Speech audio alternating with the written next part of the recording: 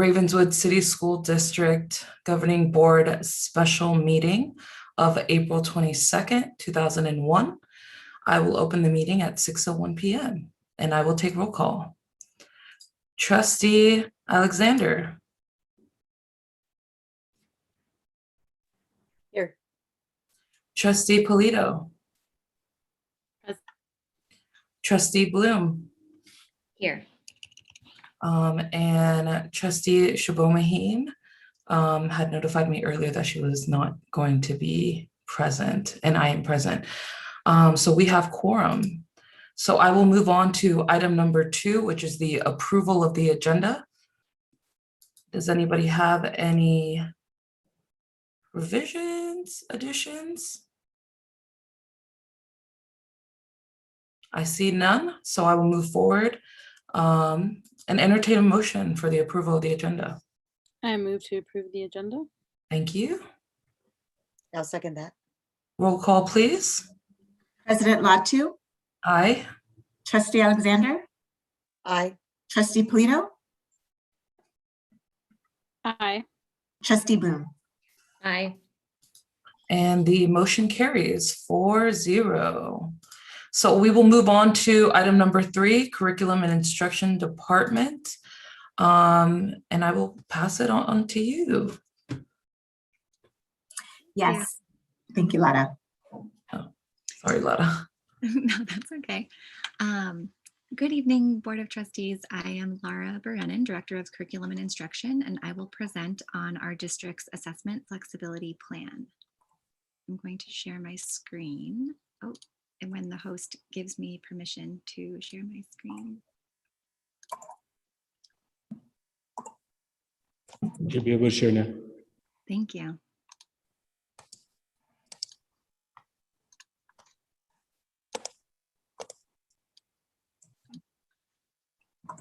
Okay, so on behalf of the district, I'd like to present to you this evening our assessment flexibility plan. This pertains to the typical spring state assessment that we participate in each year.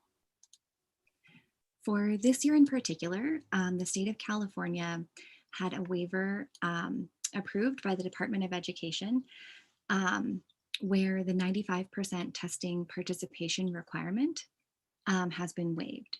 So in a typical year, we're required to assess at least 95% of our students with the spring state assessments. So those are the CASP for ELA and math, the CAST, the California Science Test, and the CA, the California Alternate Assessment. And this year, in contrast, we have a waiver from the Department of Education that says that that participation requirement is waived, is not required. So using guidance from CDE, we have learned that there is allowance for testing flexibilities this spring for districts to report results from local assessments when the state assessments are not the most viable option in our local context. So we wanted to share with you how we see viability for state assessment and what we would like to administer instead, given that the state assessments are not viable for us. These are some of the considerations for viability that CDE has given. This is not an exhaustive list, but this is the list they've given for districts to consider. So I'm going to go through each of these to share more about our local context. So the first consideration is access to secure browsers. In order to take the assessments that I named, the state assessments, students in a typical year, again, would log on to their individual device, usually in school, and they would need to open a secure browser. A secure browser makes it so that students cannot access other browser windows or programs on the computer while they're taking the test. And in order to administer CASP this spring, whether in school or at home, students would need to use a secure browser. However, some of our students' home devices don't have the capabilities to run this secure browser. We have students who have devices of different ages and kind of maintenance status. So while they're able to participate in distance learning and access our district platforms, the secure browser is not does not work on some of our students' devices. Another consideration for viability is access to stable broadband with adequate bandwidth. And we've put a lot of work into making the internet accessible for our students at home, but it is the case that students do not always have 100% stable internet and sometimes drop off of Zoom classes or are unable to log in. So it's another consideration for us. Another is challenges of non-managed devices. So the connection here is really about access to secure browsers. So the same point applies. Another consideration is capacity for proctoring and monitoring remotely, both in home and from the school. So when we administer a state test, there are guidelines for proctoring to ensure that students are following the guidelines to take that assessment. So right now, as we bring more classes in person, many classes are using the HighFlex model for hybrid instruction, where they're teaching students in the classroom in person at the same time as they're teaching students virtually at home. And so proctoring and assessment in that style to have that split attention is challenging. And an alternate could be to bring students in person who are not typically in the in-person class just for that testing session. And it's something that we considered. But as we bring all of our classes in person, which was a major goal for this spring, we actually won't have any more spaces or staff available to do that. So another really big consideration for us. Another from CDE is the degree of experience that students have with an online assessment platform. So in this case, our 3rd and 4th grade students have never taken CASP before, and our 5th through 8th grade students have taken it before, but the last time they did so was in spring 2019. So just thinking about the familiarity that students would have with the testing platform and the format and how that might impact their ability to show what they know on that assessment. The next 2 considerations for viability are the amount of time schools have been or will have been providing full in-person instruction. Some of the considerations there are including ensuring initial time upon reopening for students and staff to learn and adjust to mitigation strategies, to take stock of and address trauma, and to support immediate social emotional needs. Another consideration is instructional model transitions due to COVID-19. So this is a very big factor for us. As you know, we're in the middle of our transition to bringing all of our students in person who opt to be right now. And we will have all of our classes in person by May 4th. In a typical year, we would be starting state assessment right around that time or just prior to that time. So we're thinking about the time in the school year to administer between now and the end of the year. And we're also thinking about the experience that we want students to have when they come onto campus. We aim to welcome students back to campus through rebuilding community, teaching procedures and routines, certainly everything around our COVID mitigation safety protocols, and engaging instruction across content areas. So we really want that to be the focus as students come back on campus. To continue down the list, another consideration is that thinking about students' requirements for non-embedded accessibility supports. So when students take the state assessment, there are times when a student with an IEP, for example, might need a particular accommodation that we provide in person. But if that student is remote, then we might be unable to provide it. And then finally, local pandemic related factors. So even if we were able to offer state assessment testing sessions in person for families who are not attending each day, we already know that some families do not want to bring their children for in-person assessment due to ongoing COVID-19 risks. So that's a summary of our local context in relation to that list of considerations for viability from CDE. So if we don't administer the state assessments, then what are our options? CDE has said that they will not publish a list of approved or recommended assessments, but they do have this list of local assessment requirements. So one is that the assessments are aligned with California Common Core standards for ELA and math. Another is that they are available to assess students in grades 3 through 8, and for those schools or districts applicable, also grade 11.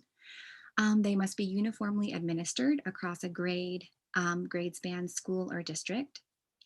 And we're obligated to provide results that can be reported to parents, guardians, so like an individual score report for each student, to educators about individual students, and to the public by school and by district, and disaggregated by student group.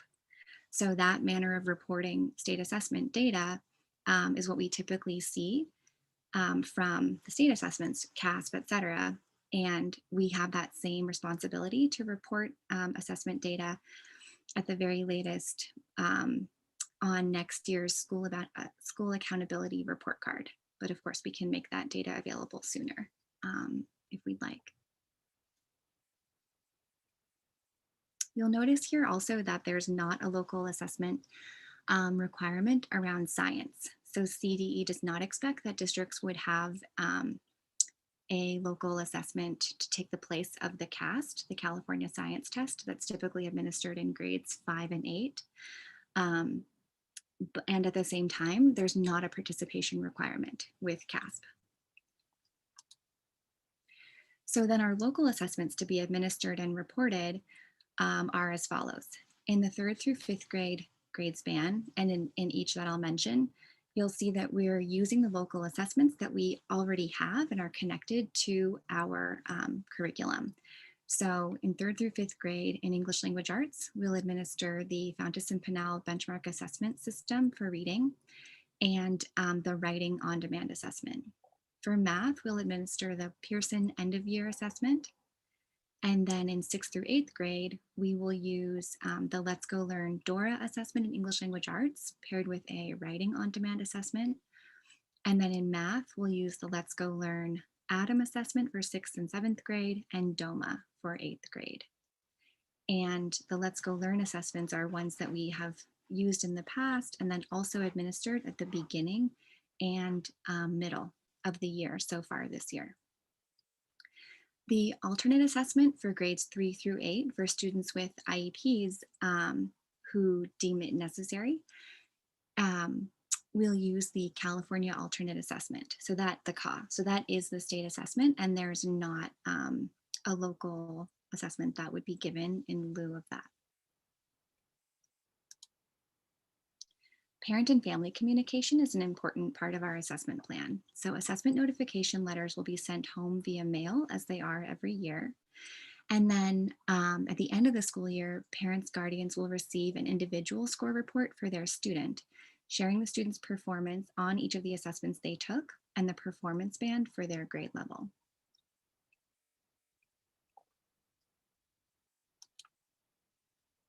So in conclusion, our recommendation for our assessment flexibility plan is for the board to grant approval this evening. And if granted, then we will proceed with the parent notification letters, and we will have our assessment window taking place in the month of May. Are there any questions at this time? To the chair. Just I the don't other- I don't have a question, but I have a comment. Is that okay right now, Laura?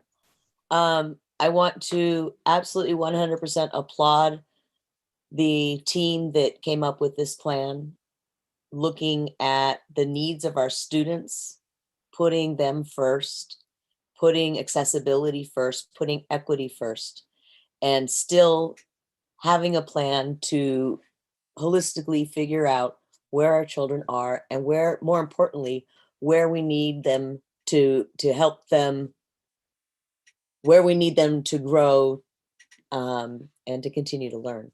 So I'm very much appreciate seeing this plan. Thank you very much. Thank you. So at this time, I'm opening up for comment. So if anybody else would like to comment on this item, you can use the hand raise function as well.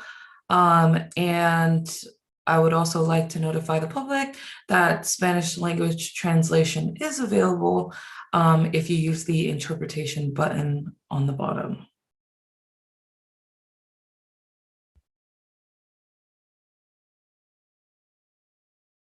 I see none. So I will, just to clarify, Superintendent Sudario, we can vote on this today, correct? It is an action, yes. Okay, so I will open the floor. I will entertain a motion for item 3A. I will make a motion to approve item 3A. Thank you. I will happily second that motion. Thank you. Roll call, please. President Latu, Aye. Trustee Alexander, Aye. Trustee Polito,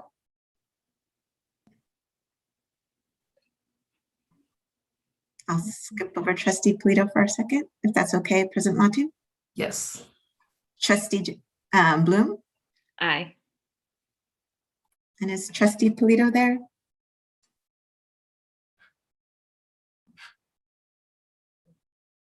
She's muted and video muted. Maybe she dropped off.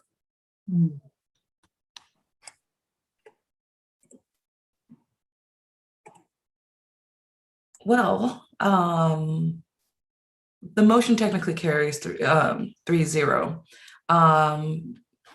as that's the majority. So motion carries 3-0, and we will move on to item 4, the 2021-2022 budget study session. I'm excited.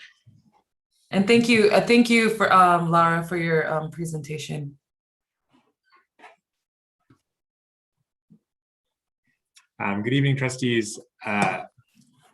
Excited to talk budget, but before we get there, I just wanted to share, oops, sorry, wrong button. I want to share a piece of good news that just came out today on Earth Day. Today is Earth Day, for those of you who weren't aware. And the district is proud to sort of announce that we are one of 2 districts statewide, actually, to win a Green Ribbon Award. So I know we talked about this a while back. As you may remember, the Green Ribbon is designed to highlight districts that are taking steps to reduce their carbon footprint, do sort of more integrated climate action curriculum, and create sort of healthy schools for people of all ability. So we're pretty excited about that. I have a plaque somewhere behind me on the shelf, which is kind of nice. Here's sort of a close-up of it and some of our beautiful flowers we have out front, by the way. If you haven't noticed them, I hadn't noticed them. Maria pointed them out to me today. We're very excited. Now, just to be clear, we're at the bronze level. So there's still sort of a lot more work to be done. We're going for that silver, that gold, and then eventually that green national recognition over the next couple of years. And we're excited to, been a little distracted with a couple of other things going on, but are excited to really get some of our sort of climate justice, climate resilience, climate crisis addressing work moving with our group over the next couple of weeks. So just starting us off with some positive news, and now we'll dive into, unless anybody would like to say anything else, we can dive into some of the budget pieces, a regularly scheduled program. All right. Gina, do you want to kick us off here?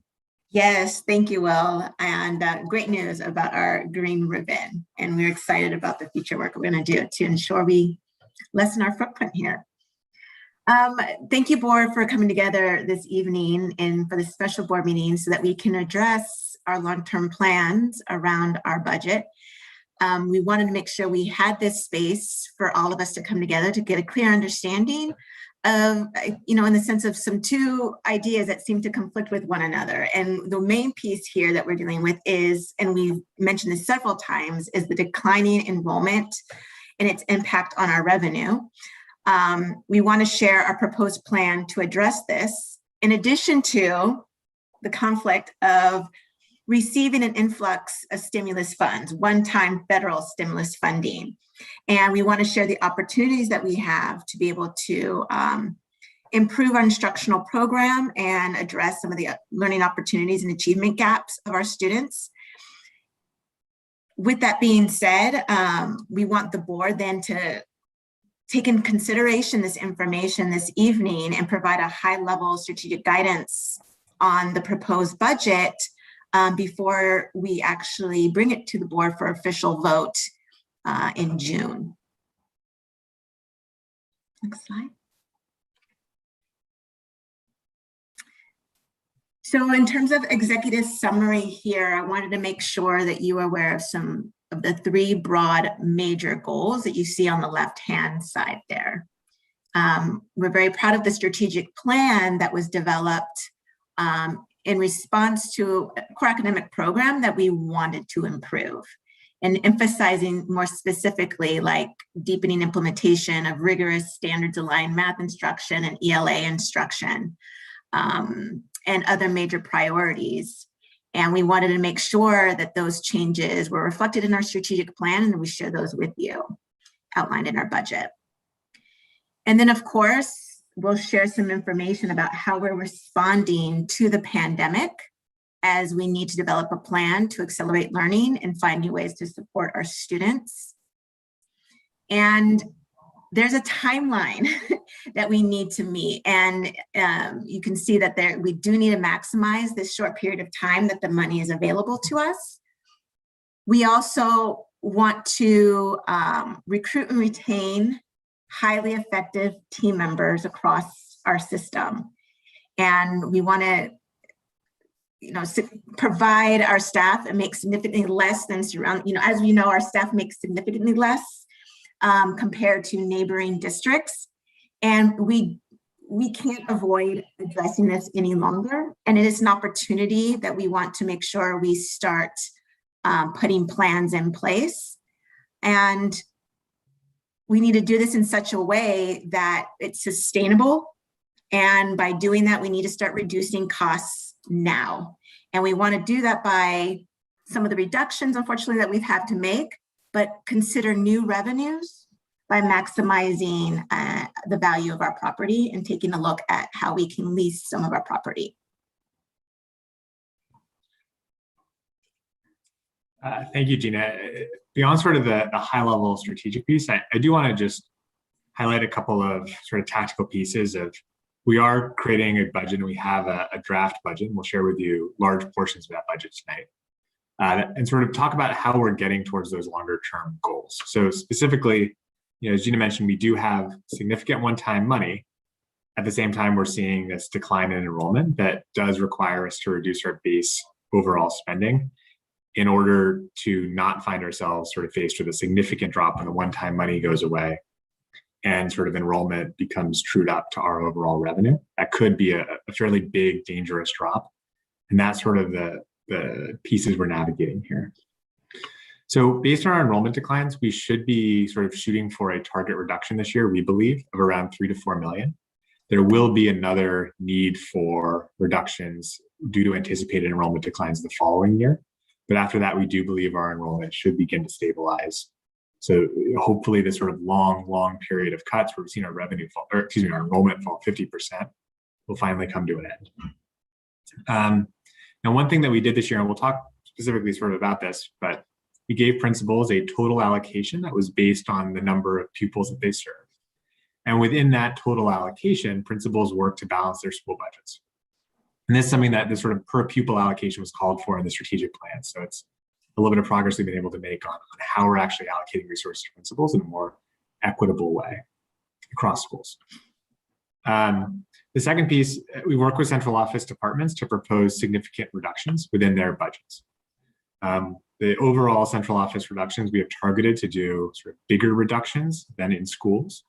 But I'd also just remind trustees that even though central office overall spending makes up a roughly equivalent amount to the school level spending, a lot of what we're buying here in the central office is not folks like Gina and I. It's various services that go into schools. Like, for example, our special education budget, or transportation budget. Those are services, obviously maintenance and things like that, obviously directly benefit students as well. So I think as we're thinking about this, our big goal in this budget is to keep our sort of overall core budget on track with our enrollment declines while spending down stimulus money in a strategic way and a sustainable way over time. So it's not this sort of big spike and then this big fall. We'll talk more about sort of how we do this specifically, but our thinking here is how can we try and spread this money out that we've received over a longer period? So we're bringing on people able to implement programs, able to develop the people we're bringing on, and able to get students used to sort of a stronger learning environment or different learning environment, and then not have that change dramatically again in 2 years when the funds go away. So we're trying to sort of ramp that down as well. So that's sort of the overall goals of our budget here. I'll talk about this in a couple of sections. First is the overall context. This is similar to the material that was presented earlier this year. I do think it's important for community members who maybe missed this to sort of just get a quick recap of where we are. And I'm going to try and go somewhat quickly through that section. In the second section, we'll talk a little bit about the stimulus funds and sort of what our plan is for how to spend that. And then we'll provide some high-level overviews of the school budgets, what we're sort of thinking there, what we're focusing on there, and the preliminary central office budgets, and then we'll wrap up with some next steps. I'm going to move a little bit quickly, but we'll try and pause at times for questions, comments, or observations. Feel free to either throw something in the chat, have the chat up, or feel free to stop me if I'm going down a tangent that's either not helpful or you have a specific question. So just to quickly revisit, as I mentioned before, we've seen significant enrollment declines. The blue line here is our average daily attendance. This is the number of kids who are on campus. Orange is sort of the number of students enrolled in the district. And we've seen this decline over a period of 5 years or so at a pretty rapid clip. Most of this decline was due to charter school growth and the primary school coming into sort of scale, with some of that due to students moving out of EPA. We think that the period of this kind of rapid charter school expansion, the primary school expansion, is starting to taper off, which should lead to sort of more population-related declines over time. So we're here, we've seen some pretty big declines. We're expecting to see a fairly significant decline again next year. And then we're hoping things will level out a bit more. Difficult to project, but this is sort of our best guess right now. As mentioned before, the state set us up to sort of hold us harmless based on enrollment for another fiscal year. So as you may know, districts with declining enrollment are actually funded on their enrollment the prior year. So this year, our funded enrollment is actually based on our 1920 enrollment. For next year, because of the COVID pandemic, while our actual enrollment would really have been on this bluer box, this dark blue box, right? Because this year has been sort of a tricky year for calculating enrollment, the state's actually allowed us to sort of stay held harmless. So we'll actually be based for our 21-22 budget on our 1920 enrollment again. What that means is that 2 years of enrollment declines are going to compound at once, leading to a significant cliff. And this cliff, we estimate, a little bit hard to say, but we estimate to be around $4 to $5 million in a given year. So we could see a fairly significant drop in total revenue in 1 year of state revenue from LCFF. So when we're talking about sort of the fiscal cliff, this is kind of what we're thinking about. And we're trying to plan responsibly to sort of smooth that out as we go, which is why you've seen reductions, even though our total revenue next year will likely be similar to our total revenue this year. It's in preparation to sort of smooth down, manage down towards that cliff. Here's sort of another way of looking at it. Here's what our LCF revenue would look like based on our funded ADA. And with the actual hold harmless scenario, you can see that we're sort of getting a bit more revenue this year. And this drop from 20 to 16 is that fiscal cliff in sort of revenue change there. So this is probably what it would be in a normal year. This is what we're looking like due to the pandemic and the governor's sort of decision to hold harmless. So very good news for Ravenswood. It does mean we're sort of seeing an additional amount of money, but it also, similar to some of the stimulus funds, does set us up to be a need to be a little bit careful as we navigate the waters of knowing that there is an end to the sort of free money here. I also this happened a little bit before I was here. I do want to just name that part of the reason we're in, I think, that the reasonably good financial shape that we are right now is because the district made a series of very difficult decisions over the last, around this time last year, I believe. And these decisions have saved us significantly, both in terms of our overall costs. They've also brought in significant revenue. With the KIP site, that's facilities use agreement. So that sort of change in what they're sort of paying for their facilities over there versus what they were with their site previously located at Los Robles. And this includes the increase in the primary school's rent to the district, which also has gone up sizably. Gina, anything you want to add to this slide? I know you were obviously here for this and can speak much better to it than I can.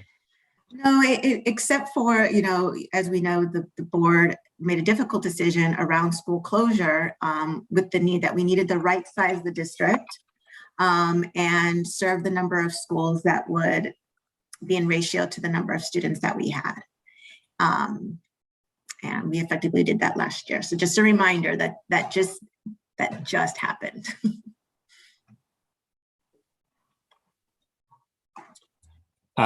So that's sort of our base enrollment recap of, in a normal year, this is probably the end of the presentation to some extent. We wouldn't have this next section.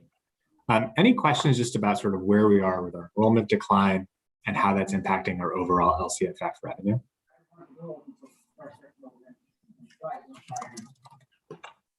So I'll talk quickly about our stimulus funds, and I think this is a bit picking up of where we left off last time. So I think I showed you these first two slides. There's a new one.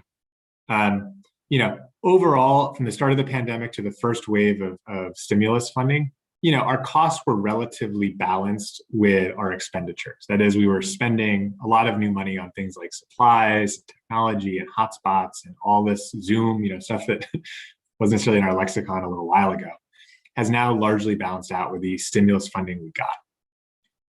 That was not a particularly, it was a little bit of a misleading picture. I argued a recent report found that, we should probably have had about $18 million to address some of the learning acceleration needs coming out of the pandemic.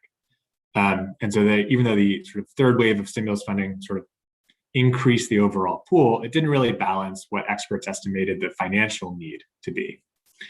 Good news is more money came, and we're now actually close to balanced, according to what experts think we should be seeing. Hard to estimate, and a lot of it's going to come down to how we actually respond, how we are able to support our students coming back, and our staff coming back, and the community coming back. But at least on paper, from various experts, the amount of stimulus money that we've received is sort of in line with what experts think the amount of need we're going to have is. So over the last couple of weeks, I think I've shared this as well. Overall, we're at about $18 million, not including any additional support from REF, who's been very generous throughout this process and has continued to work with us to sort of help maximize our flexibility here, which, as we'll talk about later, is really key to our response here. But we've received funding from a number of different grants with a number of different rules, with a number of different audit guidelines, which are in the process of coming out or not coming out, or we're sort of working through this. The good news is overall, there's both a reasonable amount of funds and a reasonable amount of flexibility in how those funds are spent. As a general rule, they can be spent on anything that is currently eligible, especially the federal funds, anything that is currently eligible for any federal funding need, whether that's Title I, Title II, Title III, Title IV, IDEA, as well as some additional COVID-related funding, for example, HVAC systems or things like that. As you can see, the spending deadlines, some of them are starting to creep up. May 21 for the LLMF funds, which were initially due in December, they pushed that deadline back, as well as some in September 2022, which is awfully close. There's a couple of state grants. These also have some of their unique quirks. I won't necessarily go into those too much unless the board wishes, but suffice to say, we're working on spending within these items. And sort of with that as a backdrop, I'd like to have Lara talk a little bit about some of the things that we're thinking about spending money on and some of the work that we've done to engage our community through the LCAP process, through our learning acceleration working group to think about ways to spend money strategically here. So Lara, I'll let you take it from here. Yeah, thanks, Will. So as we've been saying, we have a great opportunity going into next year, both from a funding perspective and also from a mindset perspective, to really shape the school experience that we want our students to have. So we've been doing a lot of reflection at many different levels in the district around what we really value and what we want that experience to be. We've had quite a few conversations about how our goal is essentially not to go back to normal. There's a lot of things that a lot of us miss about our pre-COVID lives, but we want to take this opportunity to be creative and really student-centered in how we shape school moving forward in response to the pandemic. So we have been holding meetings with the Learning Acceleration Committee, also known as the Committee to Resolve Educational Inequities Exacerbated by a Global Pandemic. And we've been generating ideas from that committee, from reading articles on a caring return to school for students, and by getting other stakeholder input. And so you can see here a list of some of the initiatives that we're proposing and approximate associated budget amounts that are really focused on providing some extra learning time to students in addition to the regular school day. And also thinking about the resources that we have in the school time that's already in the schedule and on the calendar. So you'll see a mix of strategies there. A few things that have come out very strongly from our feedback is a commitment to building social emotional learning, community, and strong relationships in our classrooms, which can be accomplished through a few of the initiatives you see here, plus some funding allocated specifically in those areas and along with mental health. We've talked about building stronger relationships with families, in addition to what you see here. And then we're also thinking that, in addition to any specific strategy we consider, the quality with which we focus on it, commit resources to it, commit time to it, really matters a lot. So those are some of the considerations that we've had in thinking about these strategies. You can see in the far right column that the time frame for most of them is really thinking over the next 5 years, and Will can explain more about how the funding for that works if needed. Because we want to recognize that some of these ideas are not particularly new, but we really want to leverage these resources to do them well and in an impactful way for students. And as we implement them and collect data, if they're effective, we also want to find resources to continue them. So just a few thoughts there. And I want to add, or just echo, I should say, to what Laura said on there are certain things that we can do that have large costs associated with them. There's also a large number of things that are just about sort of doing things differently or reframing or changing pedagogical practices. And I think Laura's team's been all over this, finding ways to do this and do things differently that don't necessarily have a large cost associated to them, right? So it's changing practices, that aren't necessarily highly expensive. So there are some smaller things in here that are really important, that are sort of key reforms. They're not necessarily big ticket dollar items in the same way, just because they don't necessarily have those large costs associated with them. Any questions on any specific initiatives, things that you see are missing from the list, things you want to add or applaud?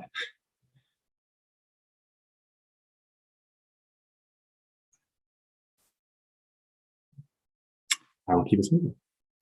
So as Laura mentioned, this is sort of a little bit of what's keeping me up at night with our budget here.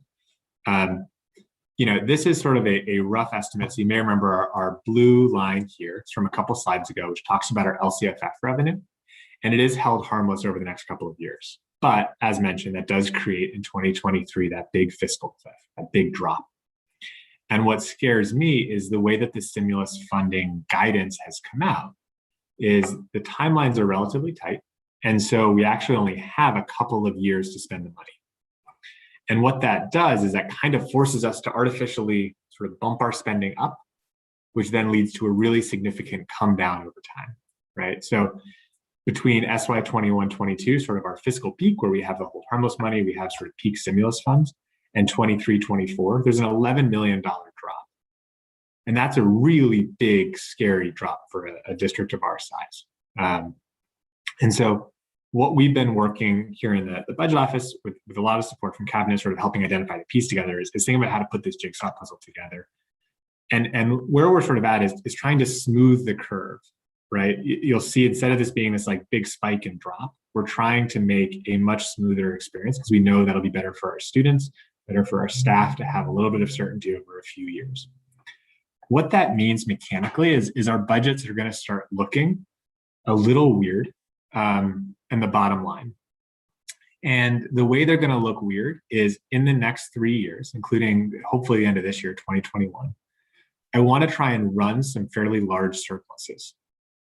And I want to run surpluses not because I'm trying to be cheap or anything like that. It's I want to save money so that in the back 3 years, I can run planned deficits in a controlled way. So I'd like to sort of save a little bit of money from the stimulus so that we can smooth out the curve of it over the next couple of years so that it's not this big spiky rise and fall.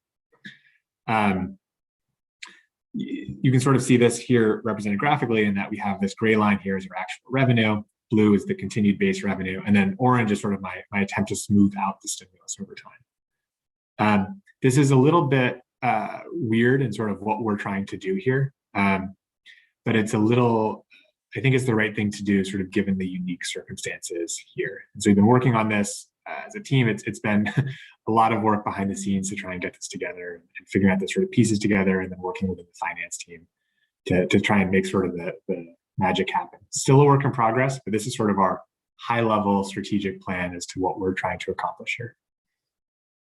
Any questions about this approach or sort of the logic behind this? Through the chair, I don't have a question, just a comment that this is a very wise decision, showing that, you know, I'm thinking in my mind of saving up now for a time of famine later or a time of drought later, and spending it. It's very, very wise. Thank you for sharing this and coming up with this.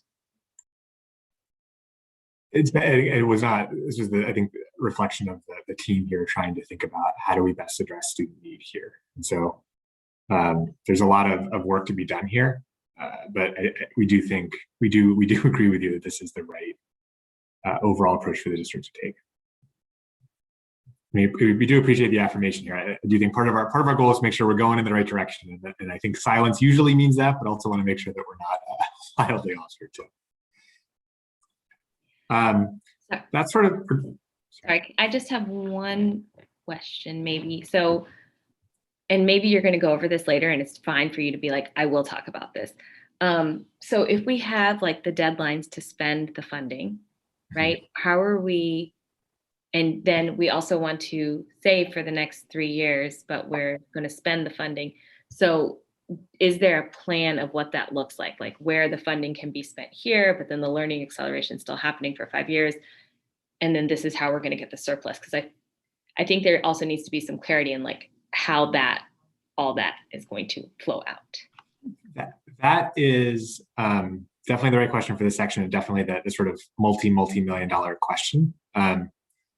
I feel I was talking to someone else earlier this week, and I felt like one of those maps of like the crazed detectives with like the index cards and sort of all the different things across the room. I think that the short answer is we don't have a plan yet, but we're working on it. As mentioned before, we don't necessarily have really crystal clear guidelines on what all of the possible spending eligibility is, but we're working within each of those rules and specific individual grants to make sure that we're both hitting any sort of specific quirks. So for example, AB 86 requires 10% spending on paraprofessionals. So we have to make sure that any spending, we meet that requirement in order to get the funding, right? So we're sort of working through those puzzle pieces. At the same time, we are trying to actively look for loopholes that allow us to perhaps spend, not necessarily loopholes, but oftentimes intentional paths that allow us to spend a little bit more on something that may have been on the general fund. This is with some federal funds called supplanting, which is explicitly not allowed by, say, Title I, but is permissible with some of the federal funds here.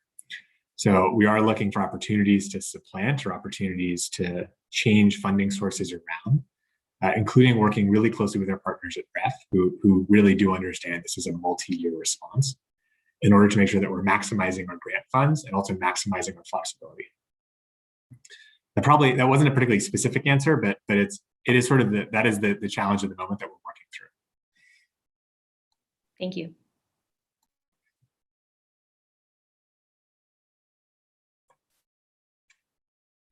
So I think we talked sort of about the part of the story where we're talking about major new investments coming in. That is, as mentioned at the beginning in sort of Gina's talking points and things I think I've reiterated, is part of the story here. The other part of the story is thinking about how do we make sure that the district's overall core budget is responsibly aligned to our enrollment. So whether you think about that as our LCFF funding or our state funding, but how do we make sure that that portion of the budget is theoretically moving in the same direction as our enrollment? So we don't want to say use stimulus funds to build up positions, because that then leads to a bigger fiscal cliff down the road. Right? We want to make sure that we're sort of sustainably changing the size of the district as our enrollment declines. So we'll talk first about the school budgets, and then we'll talk a little bit about some of the central office budgets here. So just at a high level here, this is sort of just the overall summary. We are proposing currently, or we're currently targeting about 3.5 million in total reduction, with a slightly bigger chunk coming from the central office than coming from schools. This is our draft budget based on what we know right now. More information is coming with the May revise. We have evolving needs.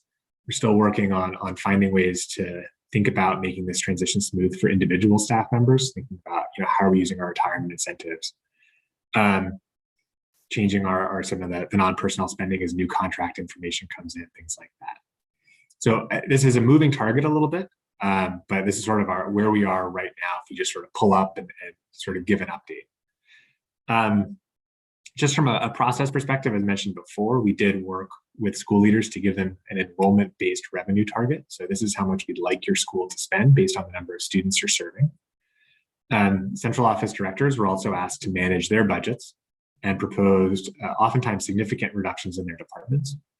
I think one trend that I just want to highlight, we did focus first and foremost on reducing our non-personnel expenditures. So we really wanted to keep investing in the people in Ravenswood and stop investing in things that weren't the Ravenswood people.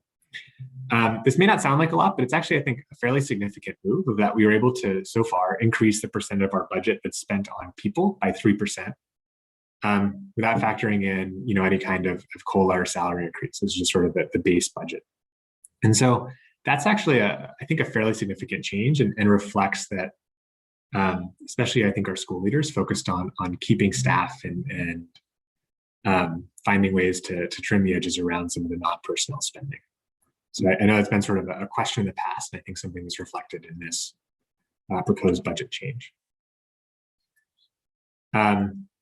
So let's sort of dive into some of the specific pieces here. So starting with the schools, one thing I just want to add that's been a bit of a shift is we've done a decent amount of work as a finance team of putting expenditures in the right buckets. And that's been a lot of help with a lot of patience with people asking me multiple times of, is Playworks over here or over here? Is it in this school? Is it in this school? Where should things go? And just making sure that everything in our budget reflects the sort of spending on the ground. And that's been a lot of work, and I wouldn't want to neglect the work that Reese and Mehdi, the principals, the directors have all put into making that happen. So as that work's been ongoing, we did, as mentioned before, project enrollment numbers, create draft budgets, principals then to work with their budgets within that sort of set of constraints. It's a little bit unfortunate timing. I know Laura and I sort of joked about this a little bit, but we're trying to get the budget process going in parallel to the LCAP process. And I don't want to minimize the importance of the LCAP process and identifying areas for either investment or reductions beyond just thinking about sort of how do we do things differently. So more process things. So not necessarily this is the same person doing something differently, but what are the different positions we might need or changes in investments we might need based on some of the feedback we're getting through the really robust work that Laura and her team are doing through the LCAP process. I think I saw some early drafts of that coming together soon, which is also just very exciting to see. So here's sort of what this looks like in graphical form. On the left, you can see SY 2021 numbers, and in orange, in blue, you can see SY 2021 numbers, and in orange, you can see our forecast budget for next year. And overall, we're seeing declines in school total budgets, but the overall amount spent per student is relatively constant across the schools. You'll see that there's some changes in some places. That's us sort of leveling out across schools with the goal of trying to be relatively even across schools. Two things just to call out.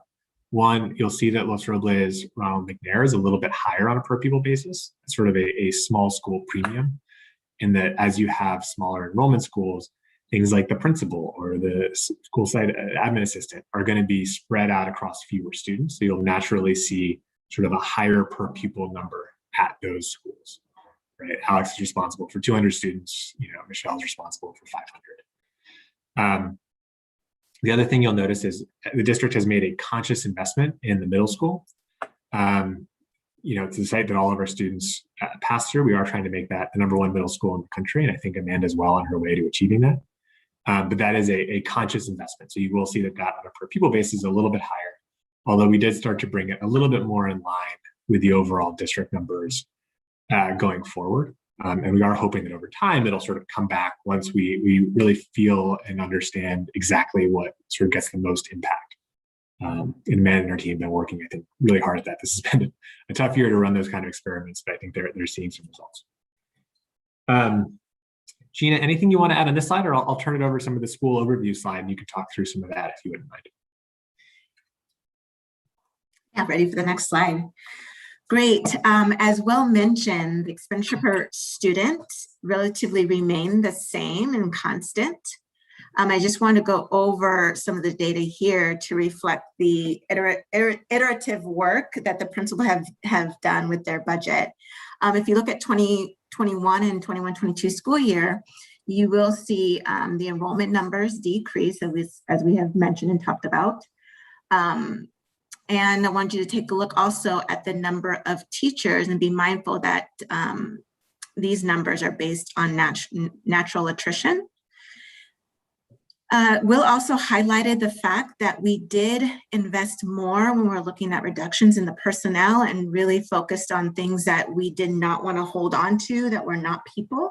And you can see that decrease in the second to last row where it says non-personnel spend. Some of the overall trends across the board is because we were able to shift from personnel to non-personnel to personnel, we limited the number of staff that did need to be reduced. We will probably need to see that number change a bit in the future as we look at, again, student enrollment declining. And the overall student ratio remains the same. As we talked about with our stimulus funds, we do want to look at decreasing the number of students in the 4th and 5th grade classes. So that class size reduction will make an impact in terms of the ratio of students per teacher in that case. We are looking at new investments in VPs and reading specialists at a couple of our preschools. I'm sorry, elementary schools, Bellhaven and Castaño. And then, of course, I'm looking at reductions in some of the supplemental programming. And if you look at the bottom as well, just being mindful of what some of the non-personnel items are. You're looking at Playworks, Cassie, those that are not, they might be people as well as with organizations that we've partnered with, but they're not Ravenswood staff. Yeah, I just want to echo that. Yeah, and sometimes you see that non-personnel spend and you're like, how are you spending so much on books or supplies or things like that? And a lot of the times it's contractors providing PD or teachers that were unable, positions are unable to hire in, say, special education or something like that. So, we are seeing some of that reduce. It probably won't go down much further since a lot of these are programs that we've had good working relationships with in the past. Go ahead, Gina. No, that's it for me. Any questions on this slide or any questions on some of the school-specific budgets that we'd be able to talk on or help clarify questions on?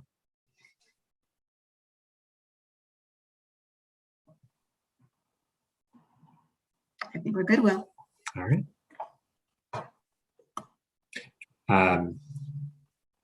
So just sort of at a high level, here's sort of the thinking about the overall change in the central office.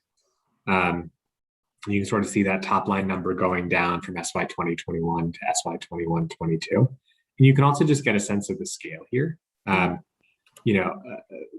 big chunk of our central office budget is going to things like special education, MOT, and curriculum, with some of the other departments being a little bit more a little bit smaller, a little bit more sort of focused on a couple of things. I will note that this, and I should have mentioned this in the prior section, we're not focused here on the federal funds carryover or the stimulus funds. So not Title I carryover, things like that, or some of our stimulus funds, which will change these numbers around as we go forward. Gina's going to walk us through just a couple of quick tables that talk through some of the details in each department, just to highlight some of the changes. It didn't quite make sense to sort of show this on like a per pupil basis in the same way that we did with the schools. So a little bit of a different look here. One of the things we did want to highlight is that we wanted to focus, not necessarily reducing significant amount in central office, but we did need to do our due diligence to look at what we needed to cut in central office and reduce in central office, as we typically focus at the site levels when we look at reductions, or specifically MOT as well, as usually heavily hit. But each department did their due diligence, I'll reiterate that, to see where we could make some reductions.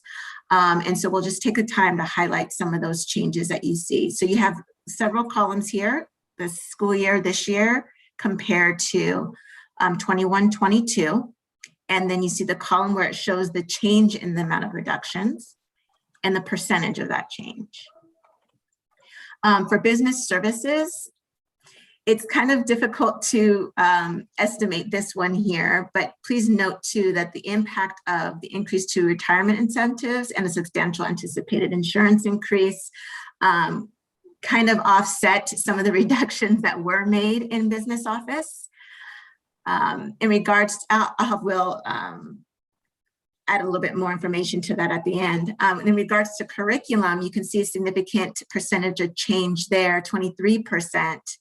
And this includes core curriculum purchases, decline in, trying to align that to the overall enrollment. For HR, you see an increase. And the reason why you see an increase is as we are returning to school, we have to reinstate our district-wide substitute budget, right? And be mindful that there's only 2 individuals in the human resource department. Okay, and they're both management. For MOT, you see a 3% change there in the decrease in reductions.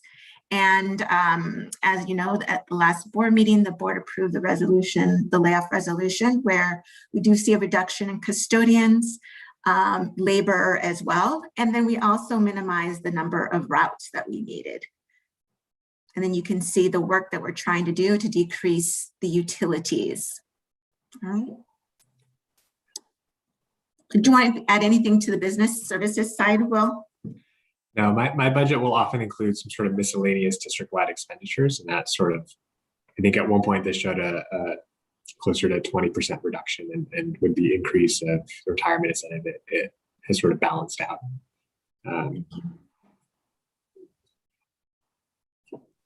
Through the chair, I have a question. Is the increase in utilities, I understand the vehicle fuel because now we'll be transporting students, but the increase in utilities also does that reflect the fact that schools will be open more often, longer this year? So electricity and maintenance and everything will have more hours? Good question. So the going sort of bill by bill, our electric bills we're actually anticipating will go down somewhat substantially due to the installation of the solar panels at the individual schools. We're actually anticipating conservatively a net reduction there. Not the reason, as you may remember, we did the solar panel installation, but a nice side effect from that.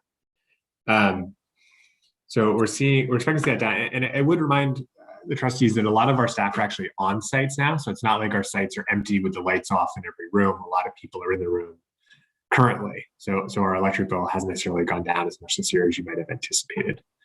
But the big increase is natural gas, which is both used for heating and also to fuel our buses as we switched over from diesel a couple of years ago. Or excuse me, this year, I believe, right? This would have been the first year with the new buses. Our water bill has actually gone up quite a bit. The state of California being in drought has driven that cost up somewhat materially. I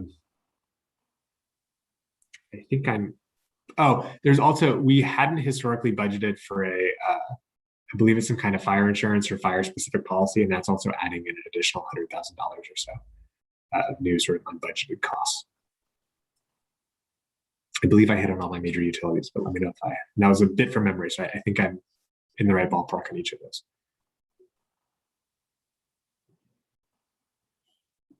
All right, next slide. I got a thumbs up from Reese, so I'm in the right ballpark. Okay, so with special education, you do see a decrease, which is fantastic considering amidst the pandemic. We've been trying to reduce our legal fees as well. And so you can see the number we're attempting to save there. In addition to the tuition to non-public schools for our students with special needs. Overall, the special education enrollment also is declining, but it's slower than the district enrollment. So you don't see as significant of a change there compared to some other departments, but still some great efforts amidst the pandemic and still trying to provide quality service to our students with unique needs. For student services, it too is a small department. A majority of its department or majority of the budget is coming from ACES funding. And that money, as you know, is used to support our after-school program. And so that's already earmarked. And the reduction that was made was 1 FTE. And again, in the layoff resolution, that was an admin secretary position. And in the superintendent's office, again, we are doing our due diligence of reaching out to job-alike positions and county council to consult for any major decisions that need to be made. And as a result, we've seen still significant decrease in legal fees. And then we also are considering reducing outside consultants. And we've also reduced a position. And in technology, you see slight reduction in district-wide internet and phone costs, and then a part-time FTE reduction with admin secretary position, if I recall. All right, so that's just the overall trend there with the reductions that each department has reviewed and considered. I realized I only answered part of Trustee Alexander's question. The maintenance, this is very specific, but the maintenance budget, Trustee Alexander, has also not decreased significantly this year. Because although we're going to have more students back on campus or anticipating more things breaking, this year we've also tried to sort of catch up on some of the deferred maintenance, knowing that we have fewer students on campus. So it's been an easier year to kind of do more fixes. And so I think we've actually done sort of a much higher number of fixes than I think we've done in the past. Gina, No, any questions with this slide?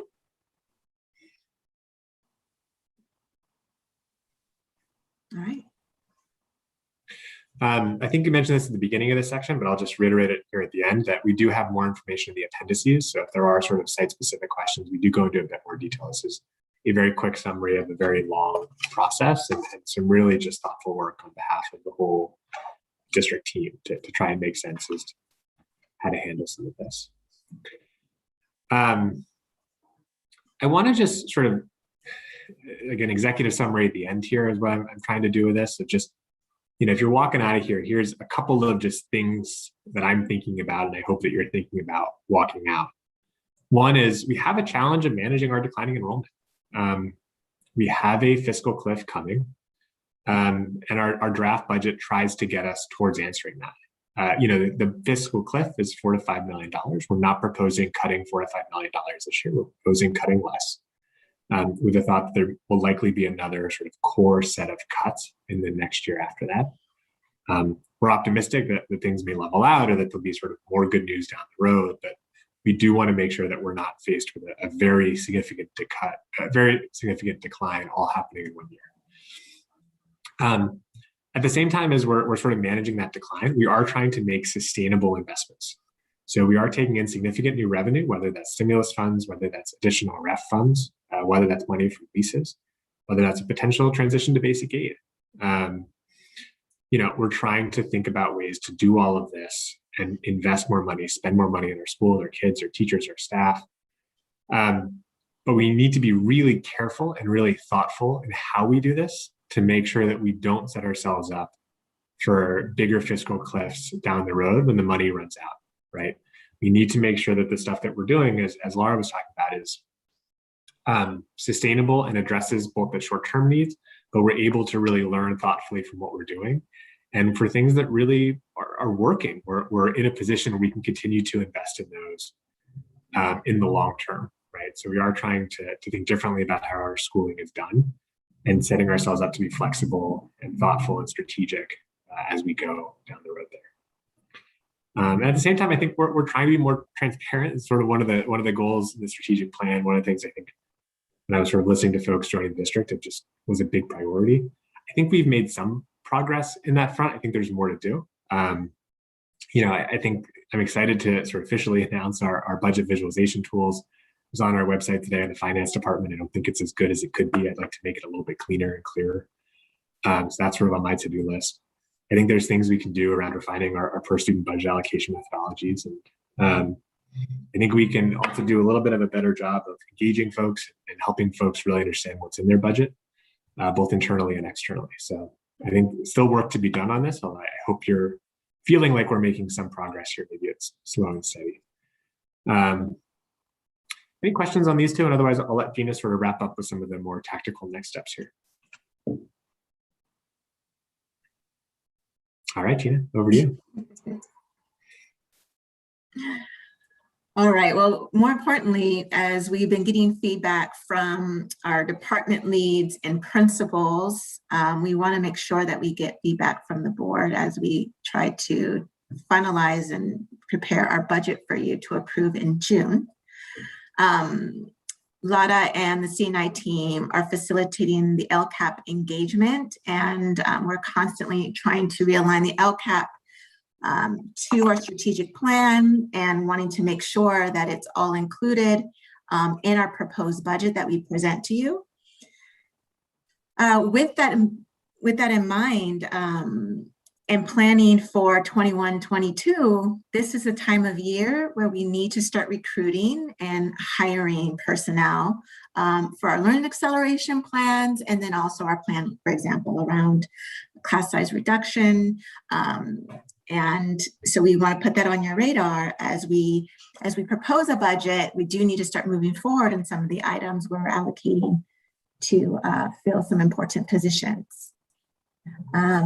We still must continue talking with our bargaining unit, especially as we want to consider extended day for elementary. And as we mentioned to you as well, at the very beginning, our long-term goal is to consider how to improve teacher value proposition and improve the compensation for all staff across our system. And so we will be coming to the table to start preparing for that. We want to continue to revise and monitor in general costs and also revenue estimates. So like, who would have thought like natural gas is increasing, right? Or water, the cost of water is increasing. So thank goodness we have a CBO that is mindful of all of those details. But we do need to be mindful of that. And of course, again, we definitely want to hear from you before we formally present the budget that we want to propose in June. Thank you. If that's the end of the presentation, I will open the floor for comments.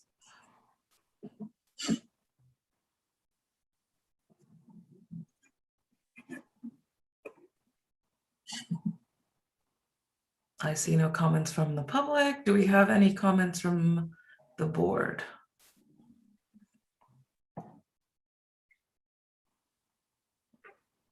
I just wanted to share through the chair, like our main goal was to explain we have this low enrollment, declining enrollment happening.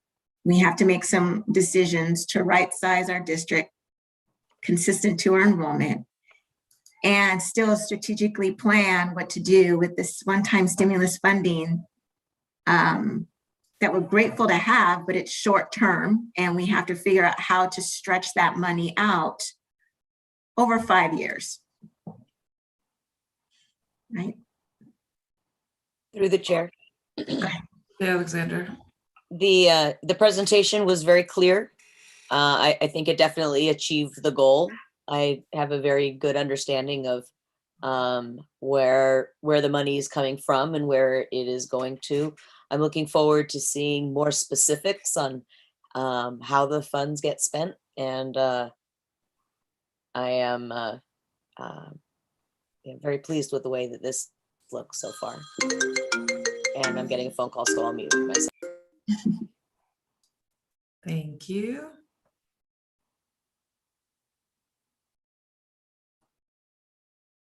I'll jump in. I have a couple of comments. Budgets, this is where I love to be. Thank you for the presentation, super thorough. I like the breakthrough. I like the idea of trying to find ways to spread it out. I think, I don't know, my mind, I'm trying to process all the thoughts I have in my mind right now. I would really like to kind of jump on the team when it comes to continuing to find ways to diversify our funding sources, and how that would look like. I do want to highly prioritize the need to think of ways, not put it off for the next year or the following years, but in the lead up going forward, we really need to prioritize ways that we can find funding to increase the salaries and the pay of our staff. I feel like what's happened is our staff salaries have stayed the same, but the cost of living in this area just continues to go higher. And I don't think that this is something that we can continue to push back, to continue to pause on. So I want that to be one of the main priorities that we keep in focus, just going forward. And we can continue to find ways and communicate, but I just want that to be a high priority for our staff going forward. And I'm also going to be thinking of ways. This is one of the things that keeps me up at night. But I do like the idea of spanning out within the next 5 years. I think that's a great move. I myself am going to keep on the lookout for other ways. And even if it's meeting with other school districts of our size that have gone through something similar, I think it's good to just kind of hear and listen from others who've experienced some of the financial, I don't want to say hardships, but standings similar to ours, and finding ways that we can be innovative. The second priority, and these are in parallel with each other, one's not higher than the other, but we do need to highly address the low, the declining registration rates of our students and retention. So these are the main two that are kind of in my thought of how we can increase in both. And I had talked to Gina, and Vice President Shubomahim was also on the call, about kind of being more innovative with how we market ourselves. I feel like we have a lot of great things going on our school sites. We have a lot of great staff, a lot of great programs, but those things aren't translated to the public. They're not translated to our community in a way that's effective in getting our students to stay within East Palo Alto. So finding creative ways that we can kind of bring it back. We have great, like for instance, I was at Cesar Chavez Rondo McNair the other day, and I was just walking around, and I just really liked how the campus has gotten a lot better. I was on campus about a year and a half ago to now, and I saw a lot of great improvements, and just highlighting those little victories. Our community is very strong. We're very involved, and especially when it comes to our young people and our children. So I think finding a way that we can reignite that fire and get the community to also come back and really, I don't want to say fight for us, but get excited about our school sites. So these are the little things that I was just thinking. They're not little.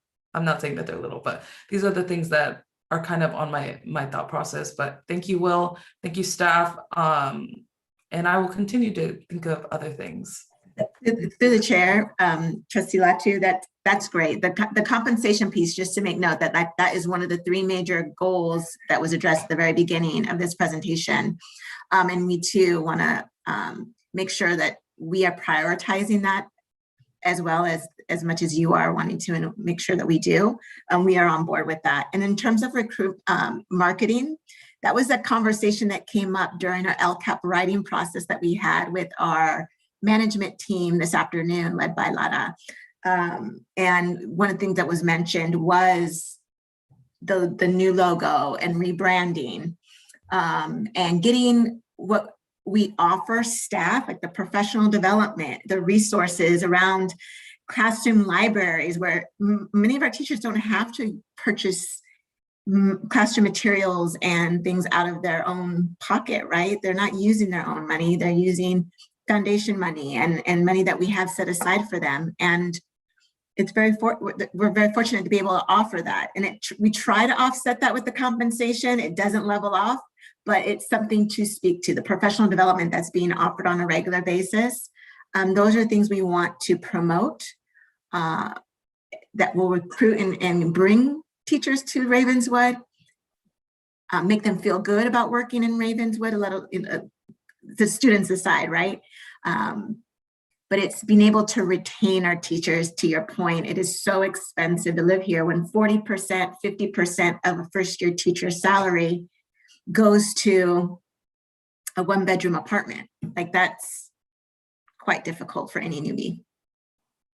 Yeah, thank you. Because my biggest thing is, I know that we have to make ends meet at the end of the day. I just personally don't want it to be at the price of our young people's experience or our staff's, I don't want to say willingness to work, but I just don't think that these little band-aids here and there are going to really make much of financial savings in the long run. So just thinking of more innovative and creative ways to get funding to kind of supplement the needs that we currently have.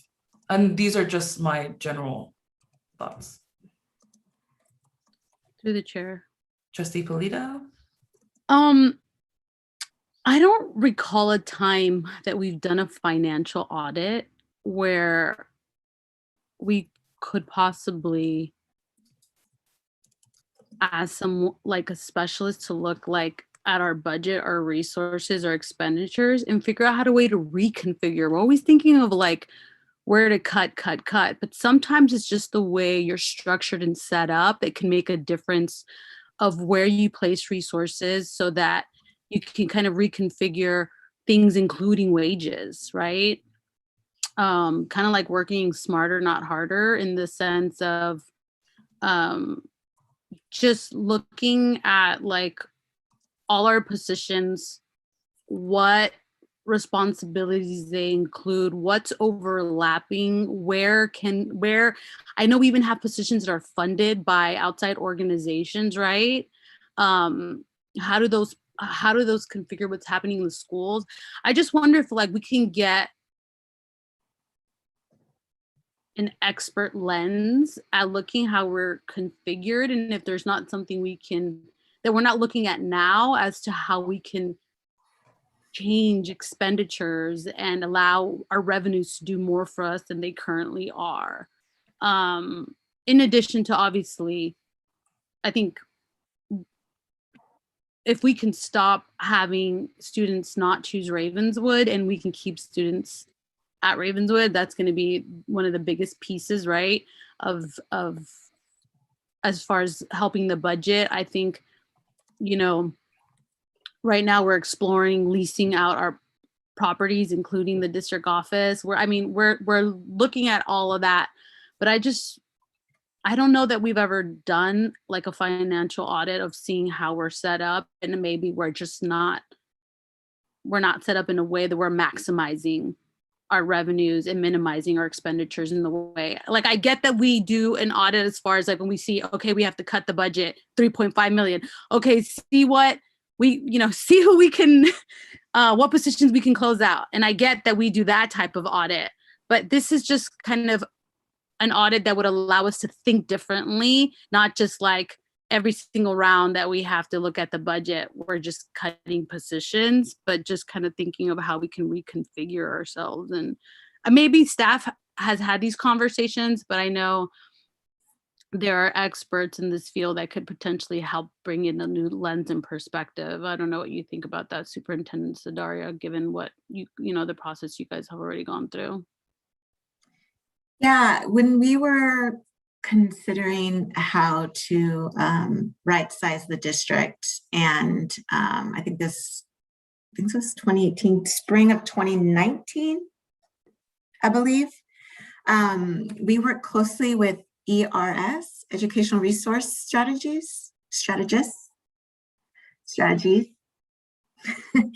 And so what we could do is revisit some of the outcomes from that work and bring it back to the board, because we did utilize some of those reports to make determinations about right sizing the district, looking at the number of students per teacher.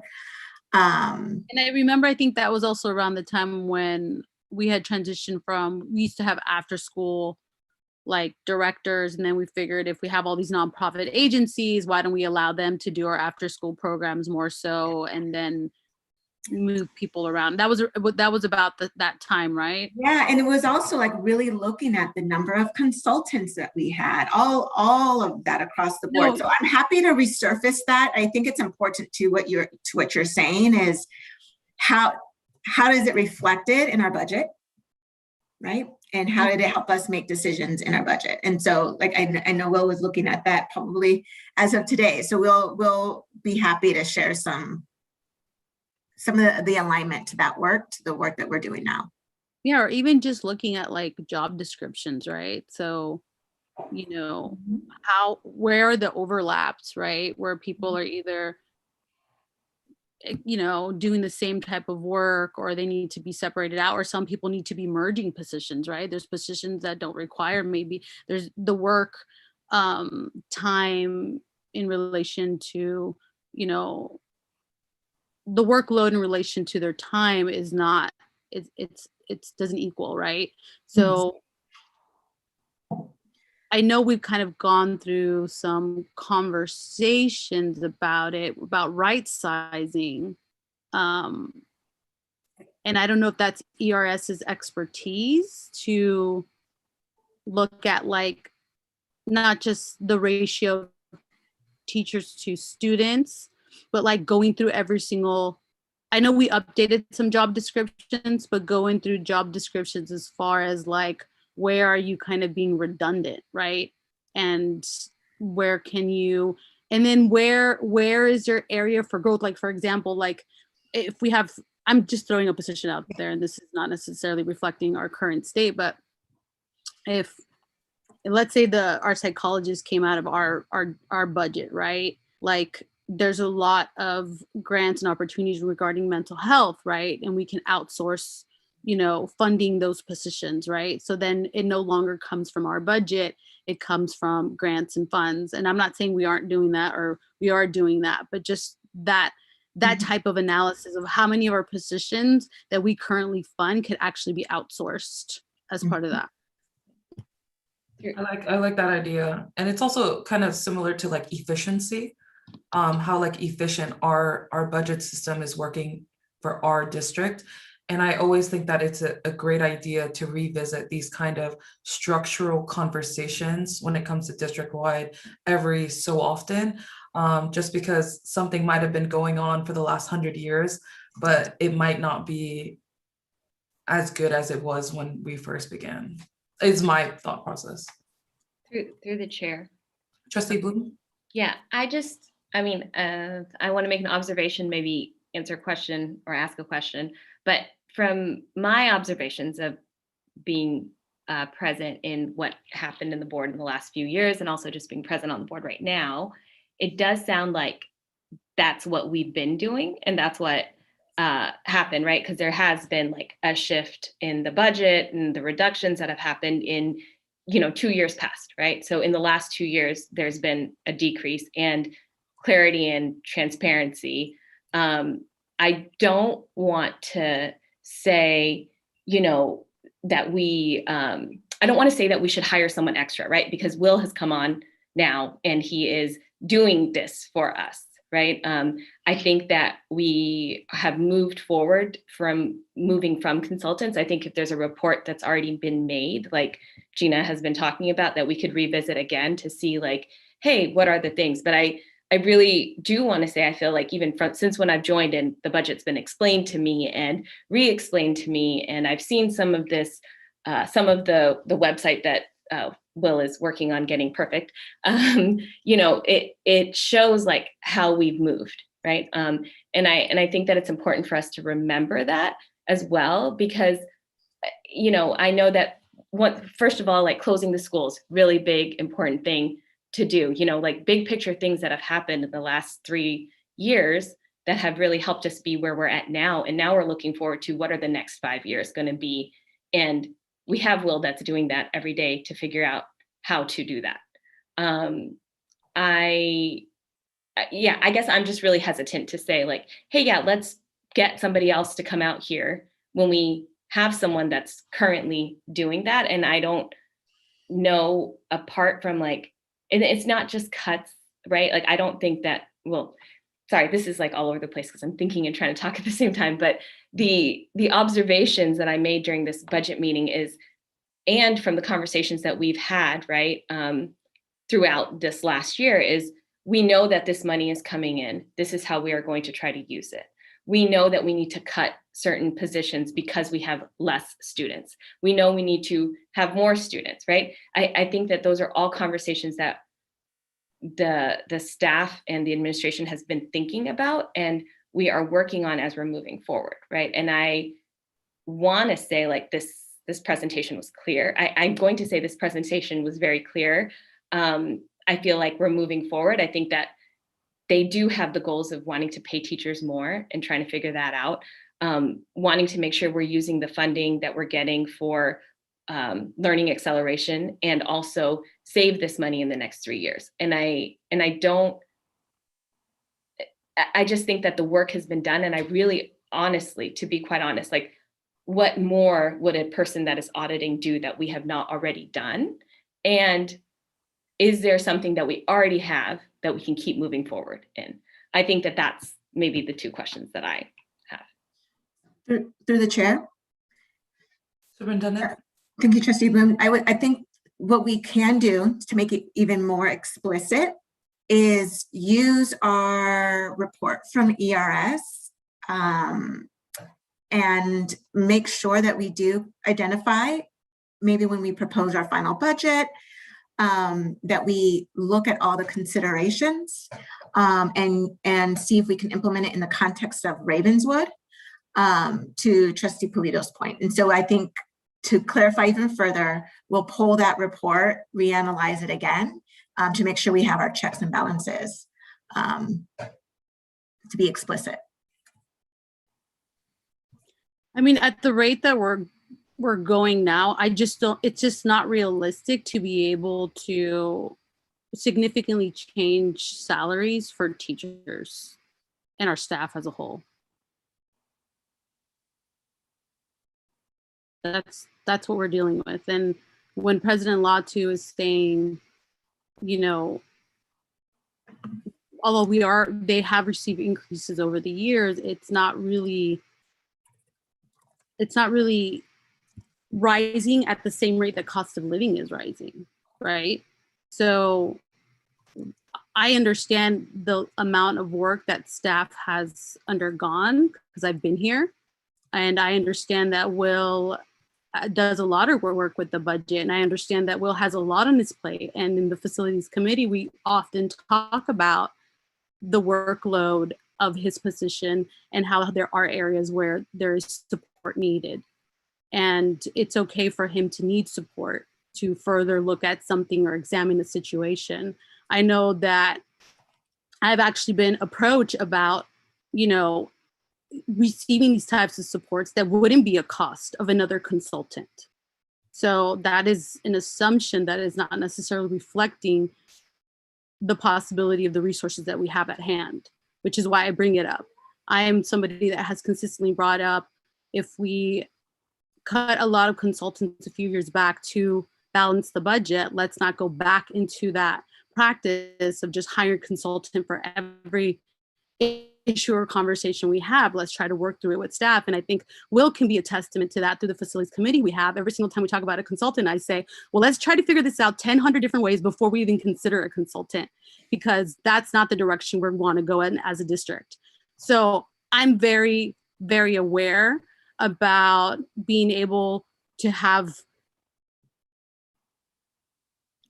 use our staff for what their roles are, but we also need to know where the limitations are and bring in additional support and resources when possible.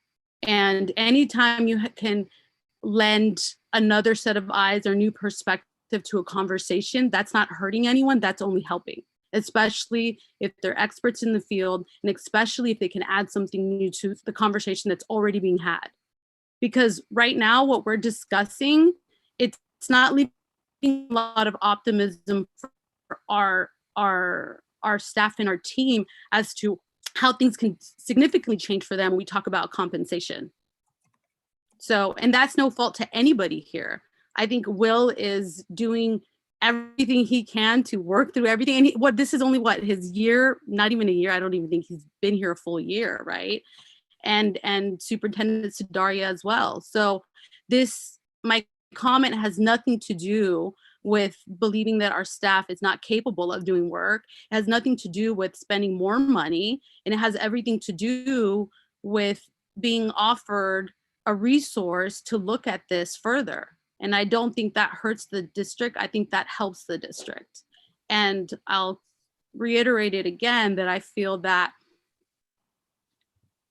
it would be a value add to have an expert come to the table and look at what we've already done, look what's already been researched, look at what's already been proposed, and determine maybe areas that we haven't looked at. The conversation needs to extend past what we're having right now for me. So thank you.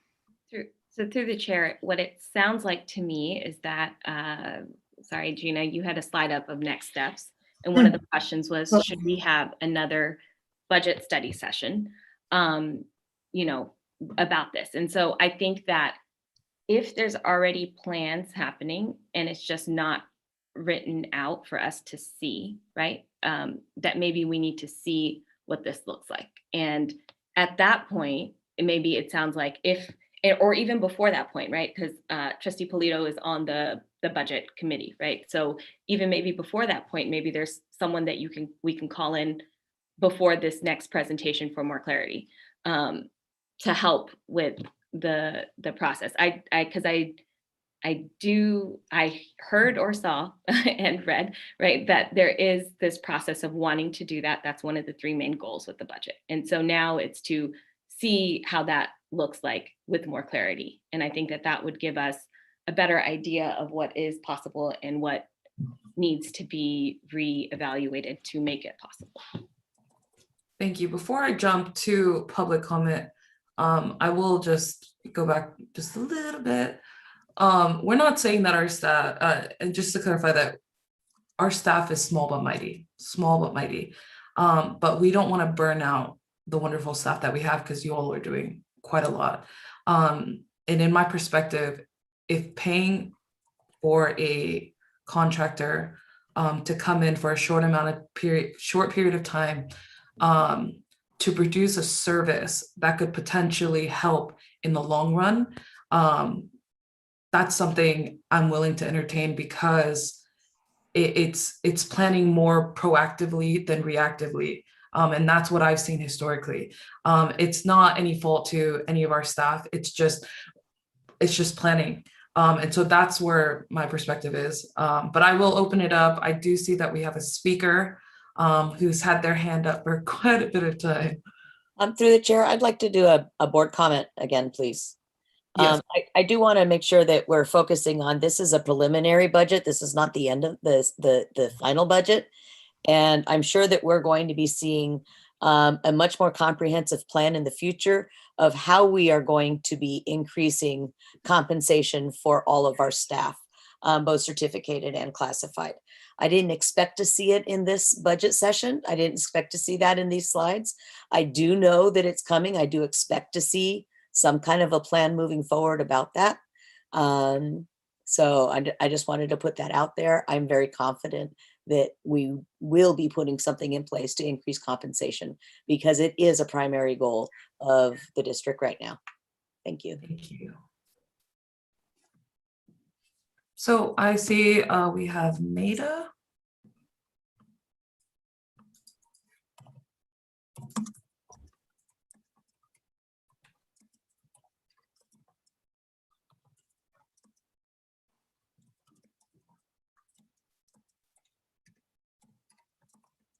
Oh, he disappeared.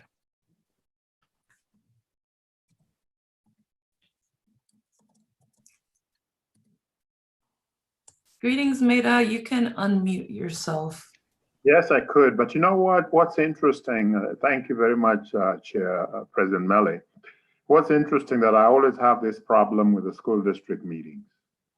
You know, I raise my hand and you try to connect with me, it automatically disconnects. It doesn't happen when I have attend other meetings, whether it's with the City of East Palo Alto, City of Menlo Park, or even this sanitary district.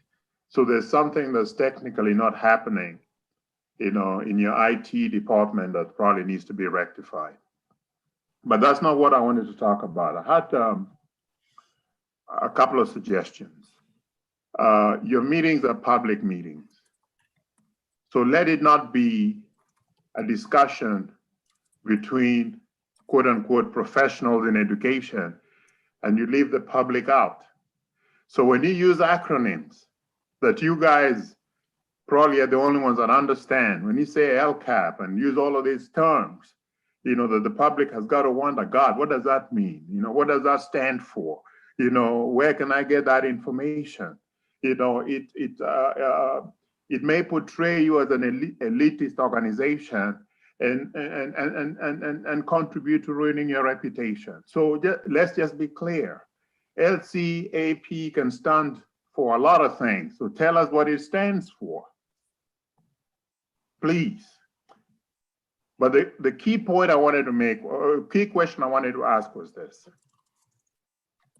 I think a couple of years ago, the board received a presentation that this, a consultant presentation, that did some projections as to how your student population was going to decline over a certain period of time. So the question I have is this: how did that study inform this budget proposal?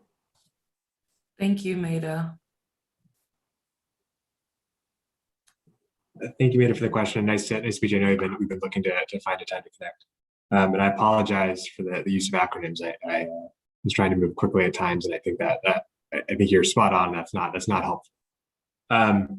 There was an enrollment study done several years ago. We've looked at it. You know, I think any enrollment forecast is difficult to do in the time, and as you sort of look at that enrollment forecast as you get further and further out, it sometimes becomes just harder and harder to predict the future as you get sort of more and more years out.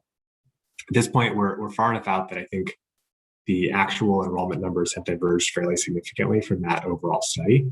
So we haven't necessarily used that study to predict particular like grade level changes. We've relied on some slightly simpler heuristics or simpler rules. So, you know, your third graders generally become your fourth graders. And given that we're at a time where we're losing enrollment to charter schools, that's actually, I think, a more accurate way to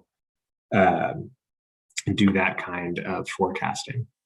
Longer term, we do think a lot of the findings in that report were relevant, particularly helpful in terms of thinking about the overall sort of demographic changes in EPA.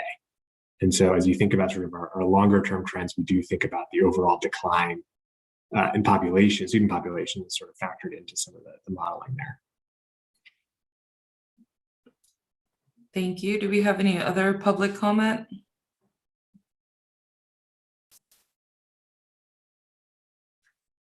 I see none. So unless, do we have any other feedback that we would like to give staff? Through the chair, it was a great presentation. Well, I've sat through many of these, and you really put a great presentation together that was easy to follow. And I get that we do need to do a better job of spelling out acronyms. I mean, I think we've all been there. When I first became a board member, everybody would speak in acronyms. I'm like, well, you know, my head was going everywhere. But overall, I think it really did paint a picture of, you know, everything that's happening and where we're kind of needing to go. So I just wanted to say thank you for the work you put into this. It was a great presentation. Thank you. I see no other comments. So before I close out, thank you again to staff. Thank you to the board for attending this special meeting. And at 7:41 p.m., I will adjourn the meeting. Thank you and have a great night, everyone. Thank you, trustees. Thank you, team.